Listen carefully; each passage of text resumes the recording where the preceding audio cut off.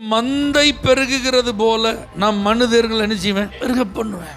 அப்ப எப்படி ஒரு மிருக ஜீவன்களிலே அது பெருகுகிறதோ எண்ணிக்கையில, அது பழகுகிறதோ எண்ணிக்கையில, அதை போல சபை வளர்ச்சியை, ஆத்துமாக்களின் எண்ணிக்கையை பெருக பண்ணுவேன் அப்படின்ற. இப்ப தேவனுடைய பிள்ளைகள் உங்களுக்காக நல்லா ஜெபம் பண்ணுங்க.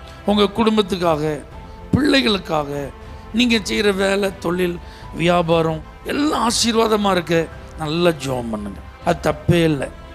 அதே நேரத்தில் நீங்கள் அங்கம் வகிக்கிற சபை வளர்ச்சிக்காக நீங்கள் விண்ணப்பம் பண்ணணும். அதை விண்ணப்பம் பண்ணும்போது உங்கள் மனசில் எப்படி இருக்கும்னா, இதை கர்த்தர் அனுகிரகம் பண்ணுவேன்னு சொல்லியிருக்கிறார். கண்டிப்பாக இந்த சபை வளர்ச்சிக்காக நான் செய்யும் ஜெபத்தை கர்த்தர் கேட்பார். என் சபை வளரணும்னு சொல்லி நான் வாஞ்சியோடும் நான் விசுவாசத்தோடும் ஜெபிக்கும் போது கர்த்தர் எங்கள் சபை என்ன செய்வார், பெருக பண்ணுவார் அப்படிங்கிற ஒரு எதிர்பார்ப்போடு நீங்கள் என்ன செய்யணும், விண்ணப்பம் பண்ணணும்.